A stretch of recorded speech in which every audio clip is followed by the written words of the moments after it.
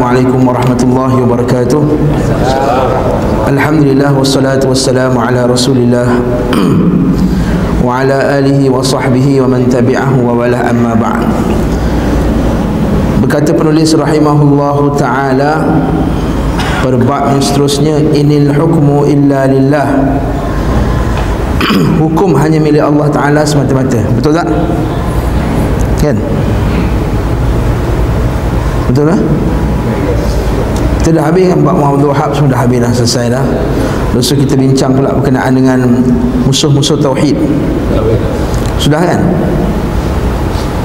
Dah, kita dah bincang poin yang terakhir bahawa Nabi Muhammad SAW iaitu awalnya digelar sebagai As-Sadiqul Amin. Bila Nabi SAW bawa je tauhid, terus dituduh sebagai Sahirin Majnun, tukang sihir yang gila, dan juga Mu'allamun Majnun. Dalam ayat lain yang diajar, maksudnya Nabi ni ialah orang yang diajar oleh orang lain. Dalam ayat lain pula Rajulan Mashuran. Satu tempat dia tuduh Nabi ahli sihir, pada tempat yang lain pula dia tuduh Nabi ni rajulan mashuran, in tattabi'una illa rajulan mashuran, bahawa kamu ini, kata orang musyrikin, kamu hanya mengikuti orang yang disihir. Nampak tak? Sini dalil kepada kita bahawa ahli bid'ah ini bila dituduh ahli sunnah, dia taraddud, dia akan bersaling bertentangan, mutanaqid, tanaqud. Pada satu tempat dia kata kita agen Amerika, tapi pada satu tempat pula dia kata kita ni anti kita ni teroris pula, teroris lawan Amerika. Pada satu tempat dia kata kita ni agen Amerika. Itu yang pelik tu. Betul tak? Dia pun cakap kita ni Al-Qaeda lah, yang pegang ahli sunnah ni Al-Qaeda, Wahabi ni Al-Qaeda. Pada satu tempat yang lain dia kata Wahabi ni ataupun yang pegang ahli sunnah ni ialah agen Amerika. Macam mana pula ni? Nampak tak? Pada satu tempat dia kata kita ni tak suka Nabi SAW, tak sayang Nabi. Pada satu tempat pula dia kata jangan ikut puak-puak ni, puak-puak ni ikut hadis je. Nampak tak? Tanaqud, bertentangan. Barakallahu fikum. Jadi kat sini kita kata ini biasa. Sebab tu kita di kalangan ulama salaf digelar sebagai pelbagai jenis gelaran. Jadi janganlah kita merasa lemah dengan gelaran tersebut. Betul kata Syekh Saleh Fauzan Al-Fauzan, dia kata kalaulah macam Nabi SAW pun dituduh dengan pelbagai tuduhan, yang keturunan Nabi itu baik, Nabi itu sendiri baik, dan ucapan Nabi itu semua baik, apatah lagi kita sebagai orang biasa yang banyak kelemahan. Keturunan kita bukanlah keturunan ulama semuanya. Kita pula bukannya bagus sangat buat nak jadi baik 2-3 tahun ni. Bila kita tegur orang, maka dituduh, ditolak. Itu ialah benda yang biasa. Sebab itulah kata penulis kat sini, fasbir ala ma yaquluna wahjurhum hajran jamila.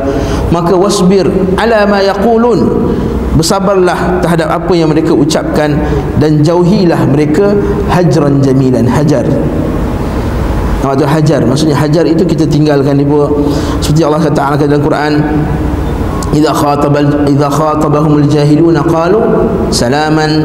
Bila orang jahil nak berdebat dengan kamu, qalu salama. Kan seperti kisah Nabi Ibrahim alaihissalam. Bila Nabi Ibrahim ajak ayahnya, kenapa wahai ayahku kau sembah bahala malam yasma'u wala yubsiru wala yughni anka syai'a, yang tak mendengar, tak melihat. Ya abati la ta'budi syaitan, wahai ayahku janganlah kamu sembah syaitan, inna syaitana kana lirrahmani 'asiya, sesungguhnya syaitan itu musuh kepada Allah Ta'ala, derhaka kepada Allah. Lalu ayah dia kata apa? Qala araghibun anta an alihati ya Ibrahim, adakah wahai Ibrahim kau tak suka Tuhan kami, kau benci Tuhan kami? La illam tantahi la arjumannak, kalau engkau tak berhenti wahai Ibrahim, aku akan rejam kau dengan batu. Wahjurni maliya, tinggalkan aku dalam keadaan bersendirian. Apa kata Nabi Ibrahim? Dia tak kata bapak ni sesat lah, masuk neraka lah, tak kata macam tu. Dia kata qala salamun alaik, salam ke atas kamu wahai ayahku. Sa'astaghfiru laka rabbi innahu kana bi hafiya, aku akan minta ampun bagi pihak engkau wahai ayahku, sesungguhnya Allah Ta'ala sangat pengasih padaku. Tuan-tuan, kat sini kita kata wahjurhum hajran jamila. Wahjurhum hajran jamila. Dia kata Ibn Qayyim dalam kitab Nuniyahnya, dengan orang jahil hajran jamilan, tak perlu kita berdebat dengan orang jahil. Sebab dia tak ada kaedah dalam berdebat. Kalau kita buat hadis, dia bukan tahu hadis. Kalau kita buat takhrij hadis, nak bawa dia punya sumber hadis tersebut, lagilah kalau kita sebut dengan disebut oleh Al-Imam Lalikai dalam kitabnya Syarah I'tiqad Ahlussunnah wal Jamaah. Apa Lalikai kaki yang benda ni, dia pun tak kenal. Dia tak kenal, ulama kita pun tak kenal. Seperti saya ingat saya baca dulu, seperti Dr. Zaimin sebut, orang kita ni kalau sebut ulama yang diingat Imam Al-Ghazali, dia ingat seperti apa lagi, Syekh Daud Fatani, yang ulama Nusantara, Ustaz Haruddin, contohnya. Yang dia nampak sekitar, yang dia nampak dalam televisyen, yang dia nampak dalam TV, yang dia baca dalam surat khabar. Jadi dengan orang awam jangan kita bergaduh. Tak berbaloi. Wahjurhum hajran jamila wa'arid 'anil jahilin. Ayat Al-Quran lain, wa'arid 'anil jahil, berpalinglah kamu daripada orang yang jahil. Dan ayat lain pula Allah Ta'ala kata ka'annahu waliyun hamim. Kalau kamu ni idfa' billati hiya ahsan, tolaklah benda buruk tu dengan yang baik. Fa idzal ladzi bainaka wa bainahu adawatun ka'annahu waliyun hamim wa ma yulaqaha illa alladhina sabaru wa ma yulaqaha illa dhu hadzin 'adzim. Allah Ta'ala dalam Quran, idfa' billati hiya ahsan. Orang awam yang tak faham, dia maki kita, dia tolak kita apa semua, idfa' billati hiya ahsan, tolak dengan cara yang baik. Dia tak faham.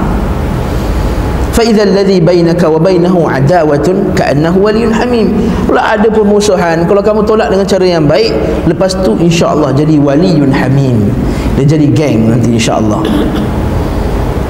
Yang penting sabar dalam menyebarkan dakwah, sabar dalam menyampaikan dakwah. Barakallahu fikum. Jadi ini apa yang kita belajar pada kuliah yang lepas. Hari ini kita masuk bab yang baru, iaitu inil hukmu illa lillah.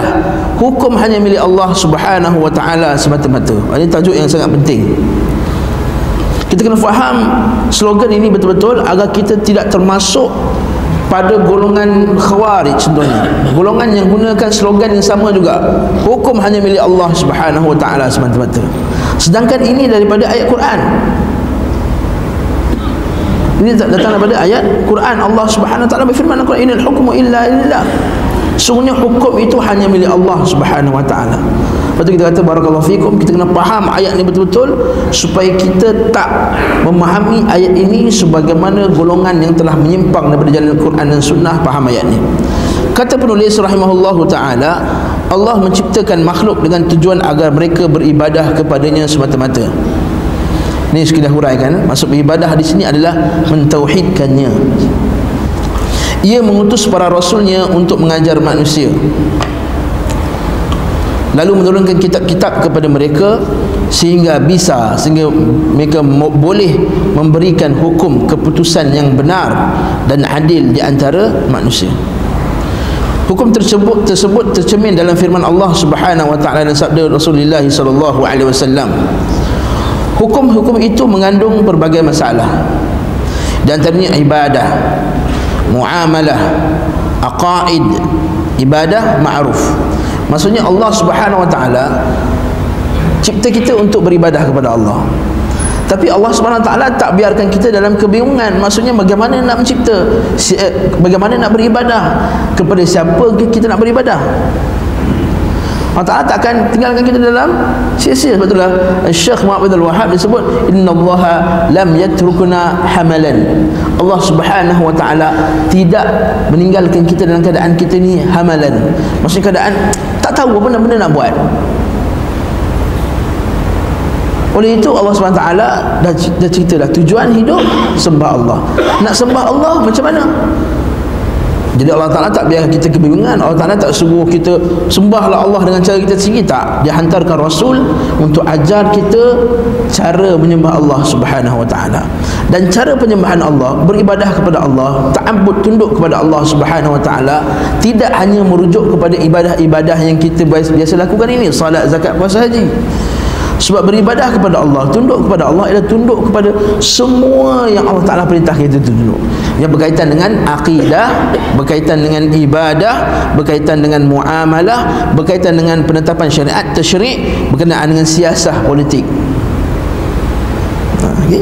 Jadi semua, sebab Islam ni Allah Ta'ala turunkan untuk semua.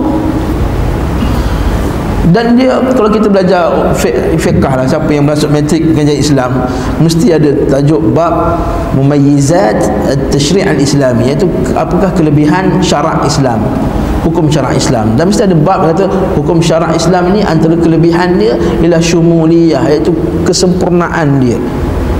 Syariat Islam ialah antara syariat yang paling sempurna, yang meliputi dalam dan luar hati.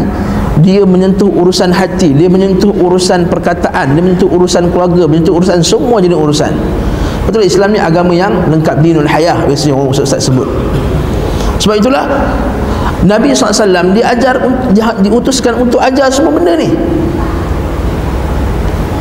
Apa poin yang penulis nak bawa? Iaitu dalam semua perkara ini hendaklah kita rujuk pada Al-Quran dan sunnah Nabi SAW. Ini part of akidah.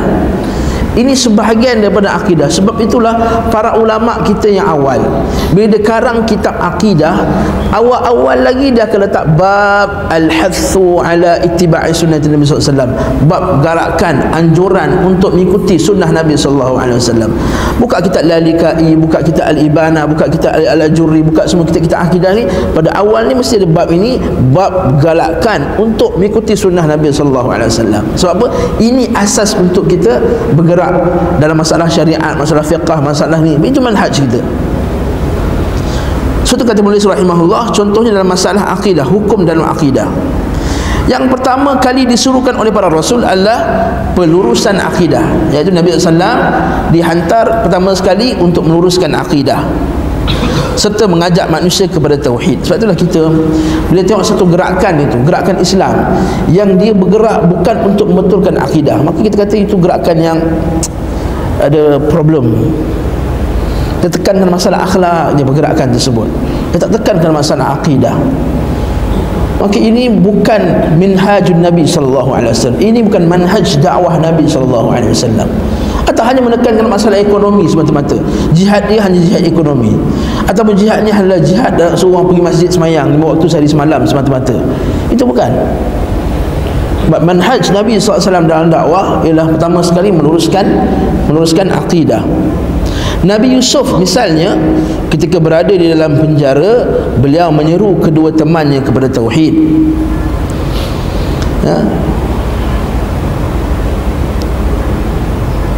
Ketika keduanya menanyakan padanya tentang takbir, tafsir mimpi, betul tak? Kan dia tanya, kami mimpi seorang tu dia diikat pada tiang tu, ada burung makan atas kepala dia. Seorang lagi mimpi dia menghidangkan raja minuman arak apa semua. Lalu tolong tafsirkan mimpi kami wahai Nabi Yusuf. Lalu sebelum dia tafsirkan dulu, dia dakwah dulu. Ya sahibai sijni arbabun mutafarriquna khairun amillahu wahidul qahar. Wahai geng aku dalam penjara, ya sahibai sijni, wahai dua penghuni penjara. Arbabun mutafarriqun, adakah Tuhan-Tuhan yang banyak, mutafarriqun, yang berpisah-pisah dan banyak ini, khairun, lebih baik, amillahu wahidul qahar, ataupun Allah Ta'ala yang satu, yang wahid, yang satu, al-qahar. Al-qahar maksudnya apa? Yang kekuasaan, kekuasaan yang sempurna ke atas hambanya. Ma ta'buduna min dunihi illa asma'in sammaitumuha antum wa aba'ukum wa ma anzalallahu biha min sultan. Allah kata apa? Tidaklah ibadah berhala-berhala yang kamu sembah itu melainkan nama yang kau sendiri bagikan. Betul tak? Kalau kita tanya orang kufar, nama sekian, nama sekian, nama sekian, saya tak sebut nama lah, sensitif kan, nama-nama berhala mereka ni. Maka kalau disebutkan nama, mana kau dapat nama ni? Dinamakan oleh fulan, dinamakan oleh fulan. Lepas tu kita tanya, contohnya Kristian, Trinity. Istilah Trinity itu pun tanya siapa yang dapat perkataan tersebut. Datang bukan daripada Nabi SAW, bukan daripada Nabi mereka alaihissalam. Samaitumuha antum wa aba'ukum, kamu yang namakan sendiri dan bapa kamu sendiri yang namakan. Apa poin kat sini Allah Ta'ala nak bagi tahu dalam ayat ni? Nak bagi tahu bahawa akidah yang menyeleweng ini mesti datang daripada akal mereka sendiri. Itu poin dia. Ini asas kita bergerak nanti. Sebab nanti kita bincangkan masalah golongan yang menyeleweng dalam masalah akidah. Contohnya golongan yang contohnya kuburiyun, penyembah-penyembah kubur ini. Dia pun tak suka kita sebut perkataan kuburiyun ni. Dia pun tak sukalah sebab dia marah kita. Sampai dia pun buat fitnah. Dia kata puak-puak ni bukan pergi doa kat kubur pun. Saya dah post dalam Facebook saya baru ni, ahli sunnah kata doa di kubur itu sunnah. Ahli sunnah kata doa di kuburan itu sunnah. Iaitu doa macam mana? Doa untuk si mati. Ya Allah, ampunkan si fulan. Sebab baru-baru ni ada orang kata ustaz, ustaz dia panggil nama Abu Asma', dia kata Abu Asma', puak-puak kamu ni semua, puak-puak kamu semua tak berdoa kat kubur. Saya kata ini fitnah. Ini fitnah. Kita doa di kubur. Bahkan itu termasuk amalan min ajallil qurubat, ibadah yang paling hebat yang kita lakukan di kubur. Sebab kita tak buat lain lagi dah. Jadi kita doa sungguh-sungguh di kuburan. Tapi kuburiyun, bila kita sebut kuburiyun, tuan-tuan, mungkin yang pertama kali dengar kuliah saya ke, kuburiyun adalah perkataan istilah yang merujuk kepada golongan yang menjadikan kubur itu pertama tempat mereka meminta hajat kepada si mati, ataupun golongan yang menganggap bahawa berdoa di kuburan itu tempatnya mustajab. Mungkin dia pun tak doa kat orang yang kubur tu, dia pun tak seru wahai wali fulan, tapi dia pun doa kat situ. Doa kepada siapa? Doa kepada Allah, tapi memohon hajat untuk dia. Contohnya, ya Allah, anak aku nak SPM ni lagi 2 minggu ni, disebabkan ini kubur wali fulan dan fulan, dia ni alim, maka dengan keberkatan ini maka kau kabulkanlah doa aku. Ini juga kuburiyun. Juga kuburiyun. Contohnya kuburiyun, kita tanya, mana datang idea ni? Lepas tu kita kata, ma anzalallahu biha min sultan. Ma anzalallahu biha min sultan. Kamu tidak ada dalil dalam Quran dan sunnah. Tidak ada satu dalil dalam Quran dan sunnah pun yang kata kita ni digalakkan berdoa, memohon hajat di sisi kuburan.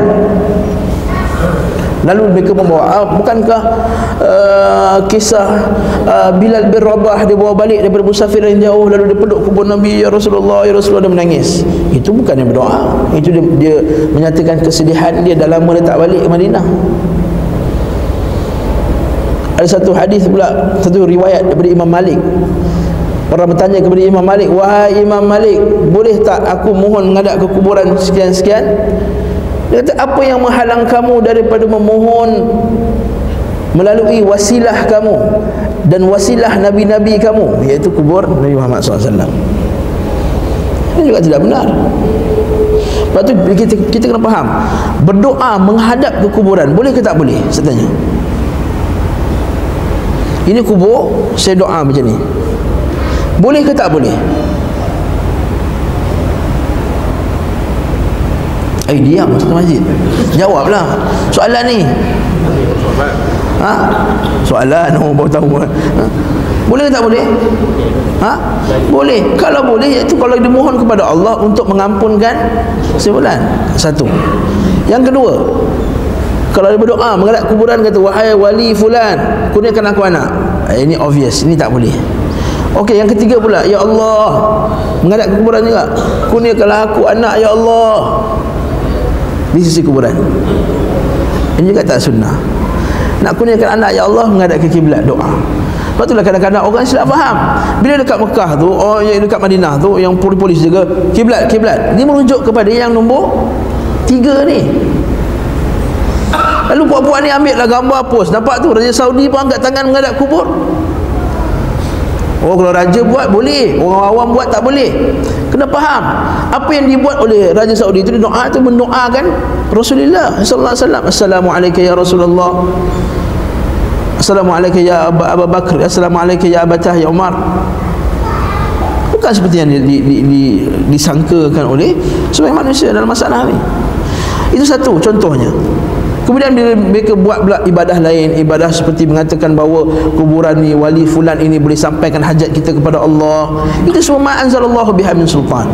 Kemudian golongan yang lain pula, golongan masalah sifat pula, mengatakan sifat-sifat Allah ni tak boleh pakai. Ma anzalallahu biha min sultan. Menafikan ayat-ayat sifat Allah Subhanahu wa taala semata-mata tak kena dengan akal dia. Kerana apa? Kerana dia ambil konsep itu daripada orang Yunani, daripada orang Rom dan juga lain-lain. Lepas Sebab tu penulis dia bawa tajuk dia sebab apa, dia kata kita dalam masalah akidah, sebagaimana masalah fiqh, sebagaimana masalah syariat, hukum hudud dan lain-lain, kita rujuk pada Quran dan Sunnah. Kenapa dalam masalah akidah tak nak rujuk Quran dan Sunnah? Kata kita pelik perempuan ni. Kalau buat solat dia rujuk Quran dan Sunnah, dia quote hadis Nabi SAW. Tapi bila masuk saja bab akidah, kita nak rujuk Quran dan Sunnah. Betul kita menulis kat sini. Betul Nabi kata apa? Sammaitumuha antum wa aba'ukum ma anzalallahu bihi sultan. Innal hukmu illa lillah. Amara an la ta'budu illa iyyah. Dan Allah Ta'ala telah memerintahkan agar kamu tidak menyembah melainkan Dia semata-mata.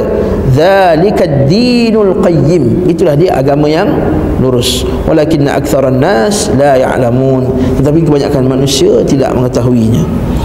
Sebab itulah dalam kitab ulama salaf kita banyak sekali nukilan-nukilan daripada ulama salaf yang mereka ini mencela ataupun mengingkari perbuatan mengambil akidah daripada ilmu kalam.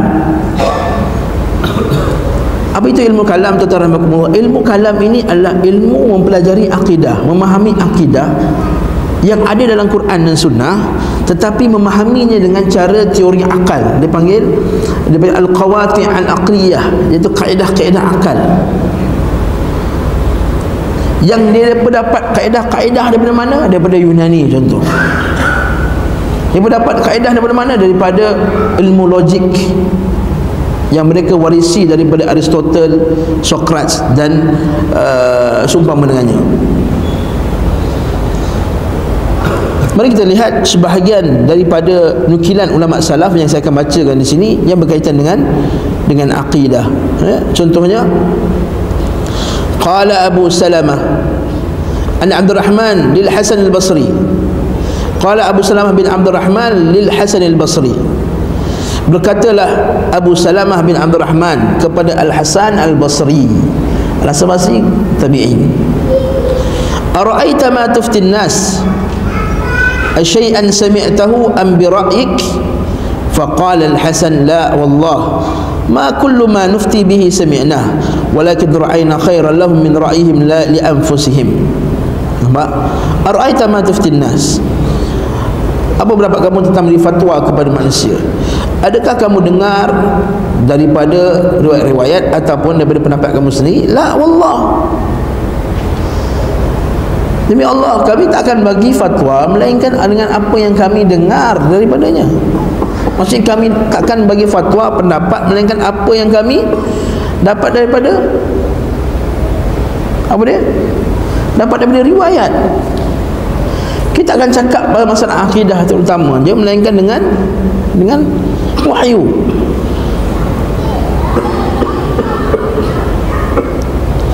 Begitu juga dengan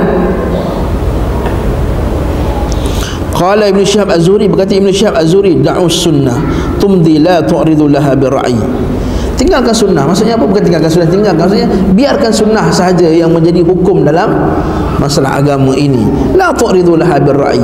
Jangan kamu menghukum sunnah itu dengan akal-akal kamu sendiri.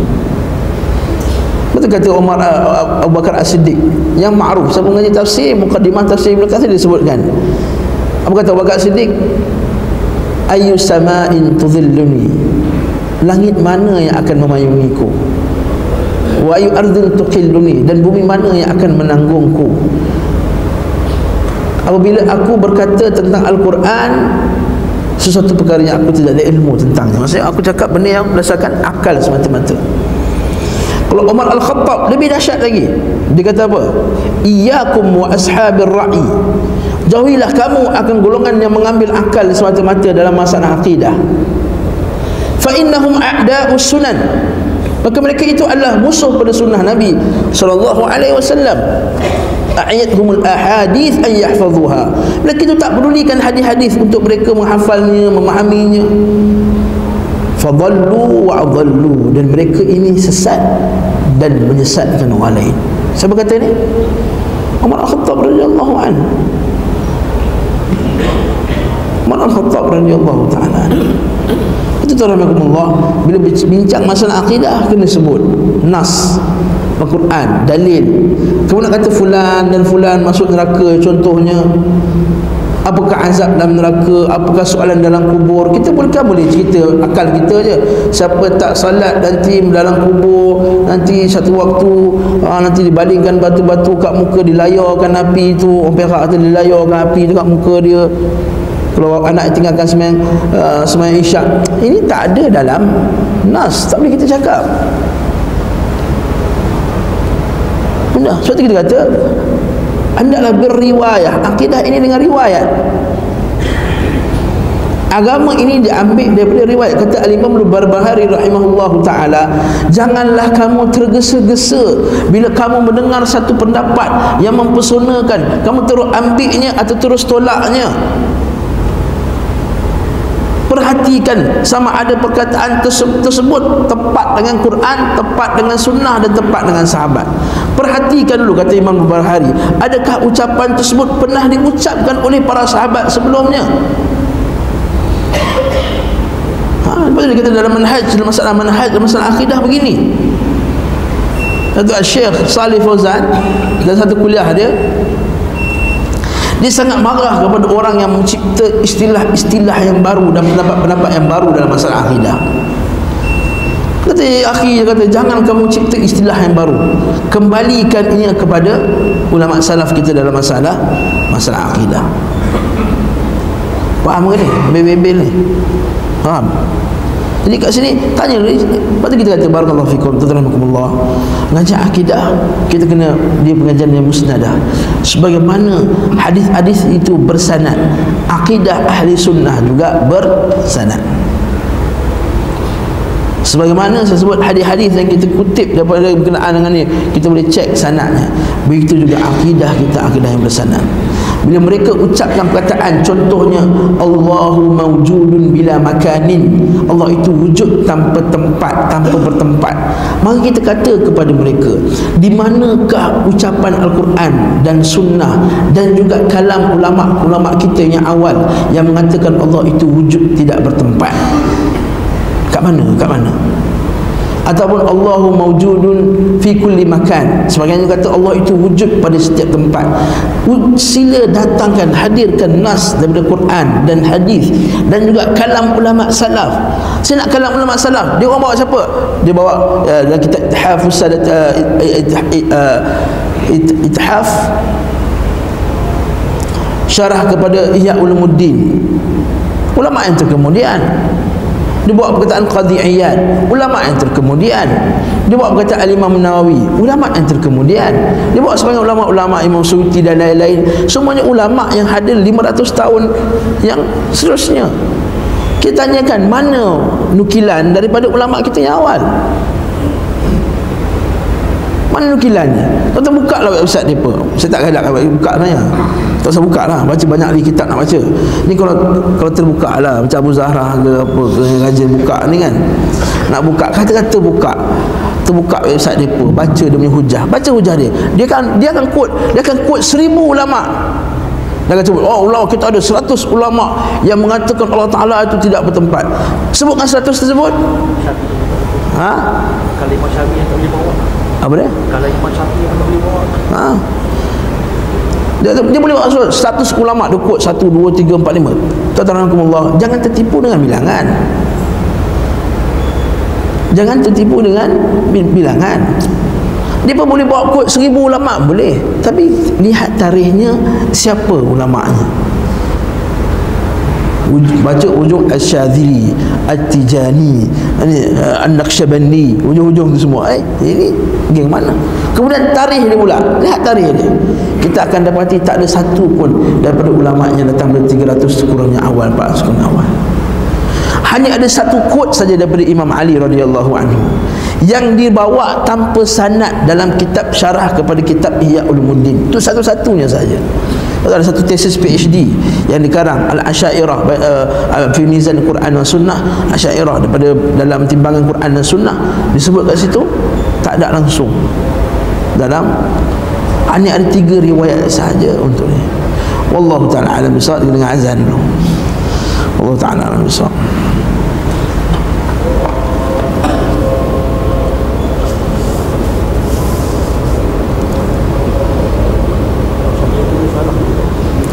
Imam Syafi'i Imam mazhab. Ya, salah.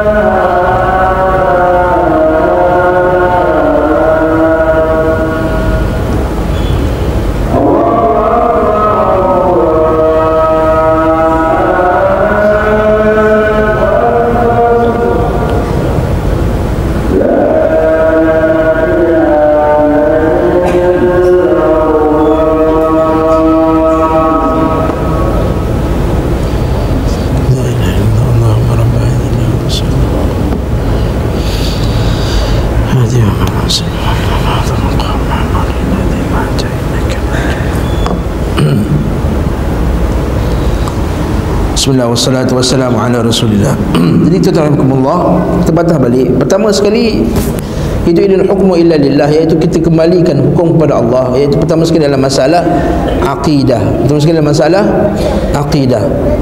Sebab itulah bila diberitahu kepada Ibrahim An-Nakhai, ulama tabi'in juga, lamma kathratil maqalat bil Kufah, bila banyaknya pendapat-pendapat manusia, banyaknya aliran-aliran akidah yang menyeleweng di Iraq. Contohnya golongan Jahmiyah keluarnya, Qadariyah contohnya, golongan yang tolak qada dan qadar, golongan yang tolak sifat, keluarnya Syiah, keluarnya Khawarij daripada Iraq. Maka orang mengadulah dekat Ibrahim An-Nakhai. Ibrahim An-Nakhai. Faqultu ya Aba Imran, amma tara ma zahara bil Kufah min al maqalat. Wahai Abu Imran, itu gelaran, itu kunyah kepada Ibrahim An-Nakhai. Apa pendapat kamu tentang muncul banyaknya pendapat-pendapat di Iraq, di Kufah ini? Faqala daqiqu qawlan wa ikhtara'u dinan min qibali anfusihim.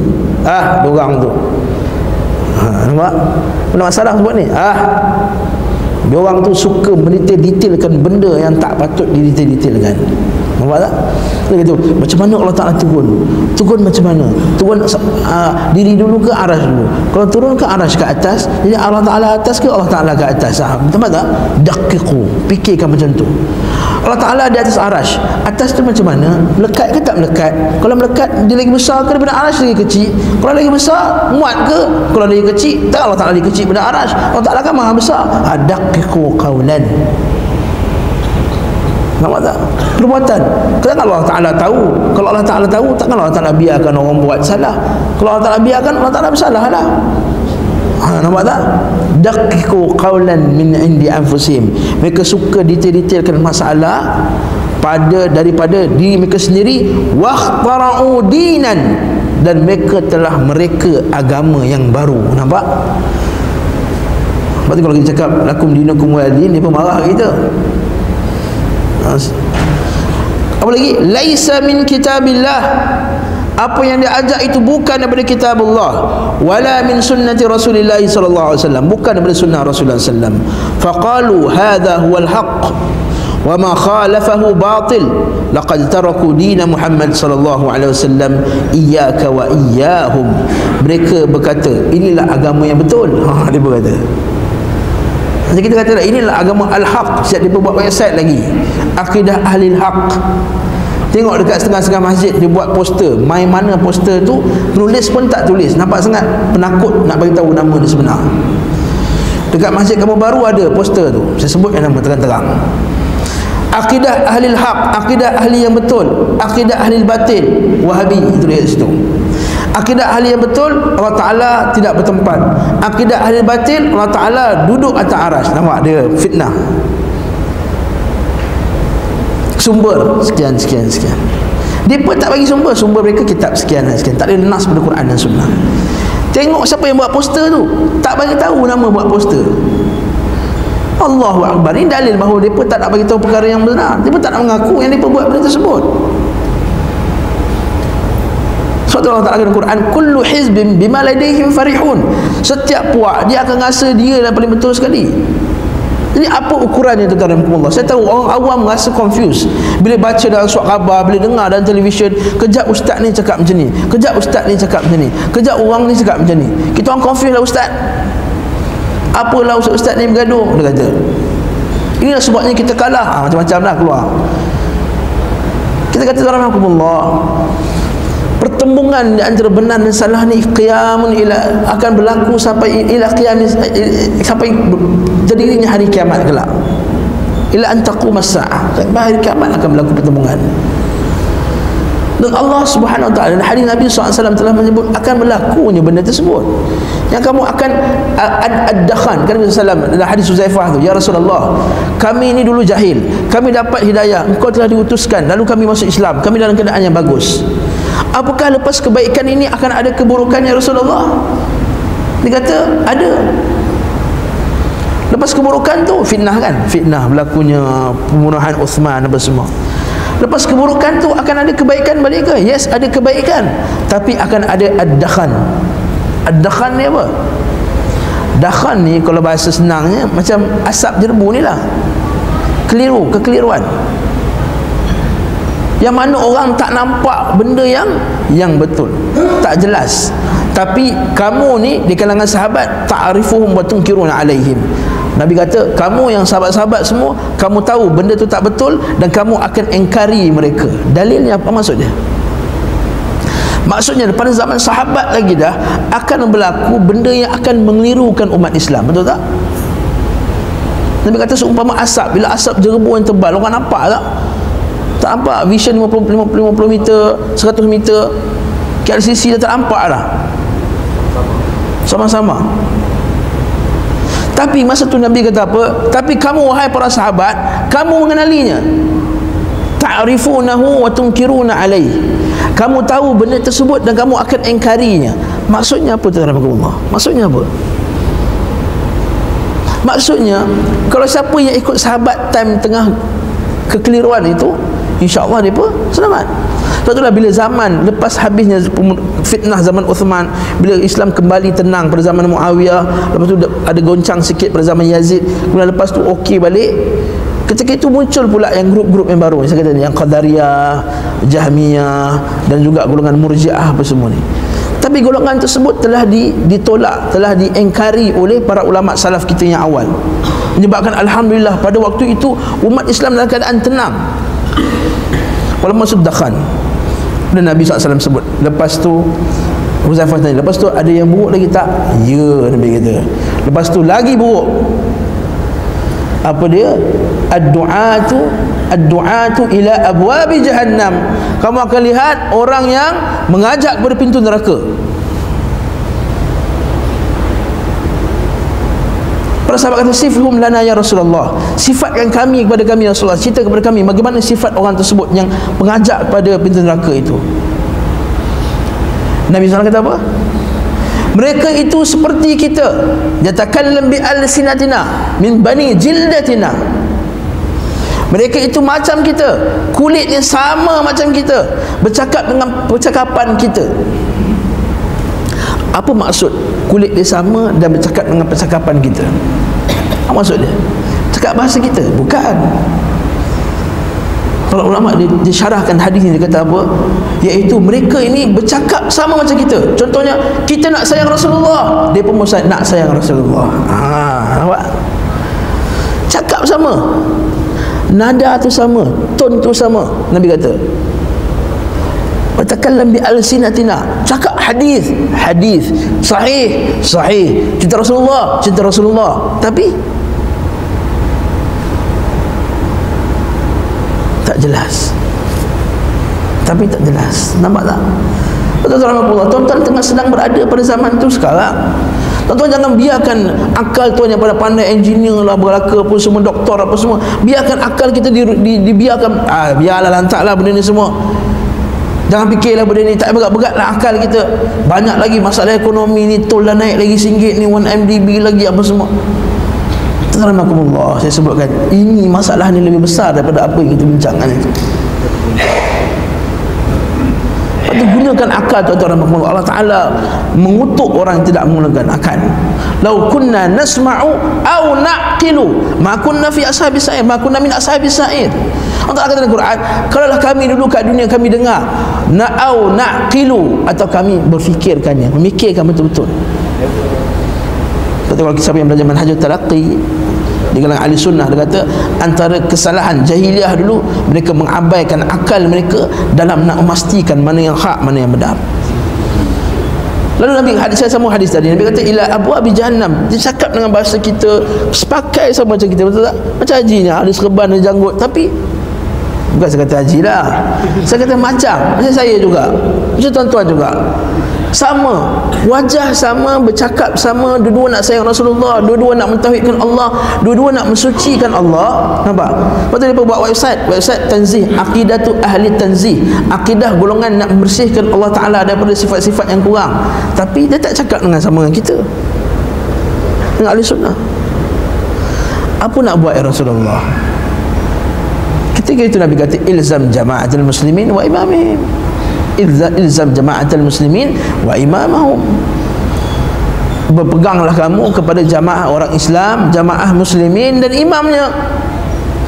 Di sini timbul pula satu lagi syarah hadis yang tak betul. Maksud kita kena ikut majoriti lah Ustaz, jama'atul muslimin. La, jamaah ni lah jamaah al-sunnah wal jamaah, dan imam mereka. Ya Rasulullah, kalau tak ada imam nak buat macam ni ya Rasulullah? Kalau tak ada imam, tak ada pemimpin yang berdiri di atas akidah yang benar ini, nak buat macam mana? Sebab pada zaman khalifah dulu, zaman sahabat dulu, mereka menentang benda tersebut. Kemudian pada zaman Imam Ahmad, imam dah tak ikut dah, betul tak? Pada zaman Imam Ahmad, imam dah ikut Mu'tazilah, imam dah ikut golongan akal. Apa Nabi kata buat? Apa Nabi suruh buat? I'tazil firqa kullah. Tinggalkan semua firak-firak tersebut, tinggalkan semua grup-grup yang menyimpang tersebut. Tetap kamu di atas Quran dan Sunnah, walaupun kamu terpaksa makan akar-akar pokok, terpaksa makan ranting-ranting pokok. Tatarakumullah. Kalau tuan-tuan semua berada dalam kebingungan, tak tahu mana yang betul, patah balik kepada Quran dan Sunnah Nabi SAW. Biarlah mati dalam keadaan makan kulit dan kayu dan juga akar kayu pokok, daripada kita mati di atas akidah yang menyimpang, yang tidak ikut Quran dan Sunnah Nabi SAW. Kerana ini nasihat Nabi. Sehingga kalau kata kamu berseorangan sekalipun, biarlah kamu berseorangan, asal kamu pegang Quran dan Sunnah. Tapi isu ni rahmakumullah, macam mana nak pegang Quran dan Sunnah kalau kita tak tahu akidah apa yang dipegang oleh Quran dan Sunnah? Itu masalahnya. Kita tak nak ngaji, kita tak ada usaha nak mentelaah kitab kutubus salaf, tak nak mengaji kitab-kitab salaf, tak nak mengaji kitab-kitab akidah imam-imam kita. Hatta anak murid Imam Syafi'i berapa ramai akidah dan akidah yang berada atas jalan yang benar yang kita tak pernah baca pun. Kita boleh baca semua Shakespeare, kita boleh baca semua novel-novel yang tebal, kita boleh baca semua buku-buku yang besar, tapi kita tak pernah nak baca buku-buku ulama kita yang awal. Sedangkan buku mereka nipis-nipis belaka. Seperti kitab Usul Sunnah oleh Imam Ahmad bin Hanbal, kitab nipis je, nipis je, baca sejam pun dah boleh khatam lah. Kemudian kita rasa kita confused, kita rasa ya Allah, kata kenapalah ustaz ni semua bertelagah, kita confused. Sebab tuan-tuan tak ada asas untuk bercakap tentang agama, nak patah balik itu. Tuan-tuan rahmatullah, bacalah kita Imam Ahmad, bacalah kita Al-Imam Al-Muzani, bacalah kita anak-anak murid Imam Syafi'i rahimahullah, baca kita Aqidah Ibn Khuzaimah, ulama mazhab Syafi'i. Telah dicetak dan telah diterjemahkan dengan cantik. Selasa mutaakhir katakanlah, Syekh Abdul Wahab ni kitab. Tak apa kalau kamu tak muka Abdul Wahab ni kitab, patah balik kitab yang awal. Kita lihat balik macam mana mereka punya akidah. Bila tuan-tuan patah balik yang ni, tuan-tuan baca buku-buku ni semua, saya sebut ni Imam, contohnya kitab Usul Sunnah oleh Imam Ahmad rahimahullah ta'ala, beli dah ada di pasaran, dijual RM25 je. Starbucks ni kopi pun tak lepas lah. Sekali makan kat dom dua beranak, dua orang mak ayah, suami isteri dengan dua anak, RM80. Boleh beli 3 buku tu. Ada lebih kurang berapa poin di dalam tu, 50 poin atau 30 poin je dalam tu. Kalau kita faham itu, kita akan faham mana asas kita nak berdiri, nak bercakap dalam masalah agama ni. Kerana Imam Ahmad anak murid Imam Syafi'i yang telah di-endorse oleh Imam Syafi'i rahimahullah. Ketika Yaman nak cari mufti masa tu, offer kat Imam Syafi'i, Imam Syafi'i tak nak. Imam Syafi'i kata, ni panggil Imam Ahmad, kata wahai Abu Abdullah, kata meh Yaman nak cari mufti, meh sini. Imam Ahmad kata, wahai Imam Syafi'i, kata, kalau bukan kerana engkau guru aku dah tinggal dengan engkau dah, kata. Aku datang mengaji engkau bukan sebab aku nak jadi mufti, aku datang mengaji sebab aku nak ambil ilmu daripada engkau. Imam Ahmad bin Hanbal. Baca buku anak murid Imam Syafi'i, Al-Imam Al-Muzani rahimahullah ta'ala, Syarh Sunnah Imam Al-Muzani. Lagi nipis dan kita pernah huraikan kitab tersebut. Dan juga kitab ulama-ulama yang lain seperti Al-Ibanah As-Sughra, kita nipis, barakallahu fikum. Jadi sebenarnya tuan-tuan perlukan ada sedikit effort je untuk beli buku ni dan baca apakah usul, pokok-pokok akidah ahli sunnah yang dipegang, dan kena bandingkanlah dengan apa yang berlaku di luar sana. Tuan-tuan rahmatullah, Allah Ta'ala tak turunkan agama ni susah. Allah Ta'ala tak turunkan agama ni untuk para faham akidah kena mengaji kat Al-Azhar 5 tahun, tak perlu. Tuan-tuan tak perlu, tuan-tuan tidak ditaklifkan dengan untuk mengetahui bahasa Arab detail-detail macam Ustaz Nasaim ni hebat tu, boleh cerita pasal dia punya grammar semua tu, tak. Tidak, Allah Ta'ala turunkan agama ini mudah untuk difahami. Dia nak jadi ustaz susahlah, nak kena faham bahasa Arab, tapi untuk dipaham agama ni mudah. Sebab itulah bila Nabi SAW dihantar kepada bukannya para ahli falsafah. Agama ni turun kepada penggembala-penggembala kambing, penggembala-penggembala unta yang lebih kurangnya ilmu daripada tuan-tuan rahmatullah, yang lebih pakar daripada mereka, tapi mereka mudah faham agama. Kenapa kita yang akalnya hebat-hebat ni tak boleh faham? Sebab kita tak buat effort untuk faham akidah kita yang asal. Jadi akidah yang asal hendaklah patah balik kepada akidah yang dibawa Quran, Sunnah, dan apa yang dikarang oleh ulama-ulama kita yang awal. Saya banyak kali sebut masalah ni. Sebab semua orang mendakwa Quran dan Sunnah. Sistem Islam pun dakwa ikut Quran dan Sunnah. Banyak kali saya sebut dah. Islam liberal pun dakwa ikut Quran dan Sunnah. Al-Jahmiyah pun ikut Quran dan Sunnah. Syiah pun ikut Quran dan Sunnah, dia dakwa. Kita pun konflik, ustaz semua kata Quran dan Sunnah, ustaz tu kata Quran dan Sunnah, ustaz ni kata Quran dan Sunnah, yang selempang kata Quran dan Sunnah, tak selempang kata Quran dan Sunnah, yang gendang kata Quran dan Sunnah, tak gendang kata Quran dan Sunnah, yang baca kunut kata Quran dan Sunnah, tak baca kunut baca Quran dan Sunnah. Barakallahu fikum. Jadi apa kerja dia tentang kena patah balik. Kita dalam masalah dunia boleh je rujuk 2-3 orang. Kalau doktor, satu doktor kata tuan ni kena buat operation, kena buang buah pinggang sebelah, kita terus dengar sami'na wa ata'na kan? Biasa kita ambil second opinion. Pandai pula. Agama tak nak terus telan je apa sahabat cerita, apa dalam WhatsApp cerita, apa yang Facebook cerita. Lalu buat fitnah yang berbagai. Baru-baru ni saya ceramah dekat Kajang, ada buat fitnah, kata ustaz, kenapa dekat Perlis tu orang tak baca kunut? Depa tu mazhab cacar merba. Tiba-tiba mazhab cacar merba kata.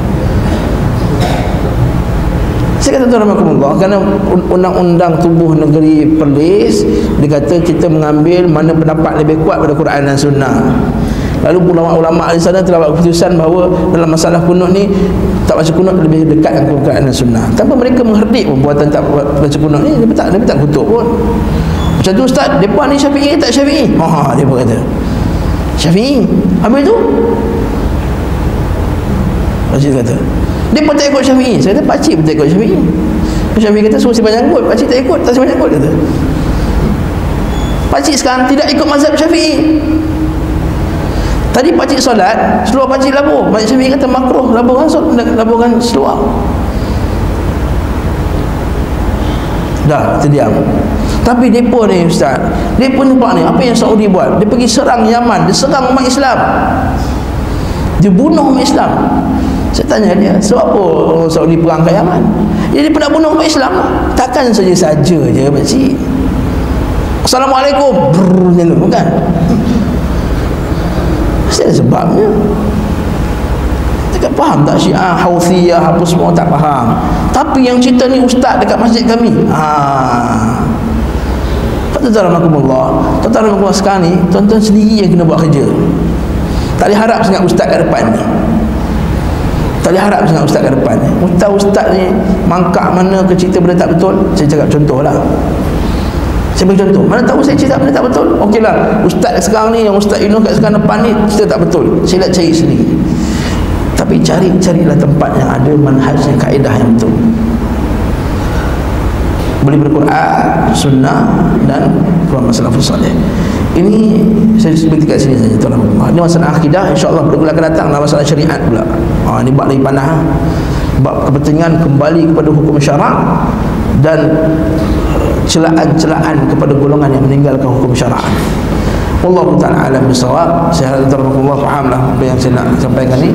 Yang baik daripada Allah, yang buruk dari kemahan sendiri, yang hakikat daripada Allah SWT juga. Wassallallahu ala Muhammad wa ala alihi wa sahbihi wa sallam tasliman katsira. Walhamdulillahirabbil alamin. Wassalamualaikum warahmatullahi wabarakatuh.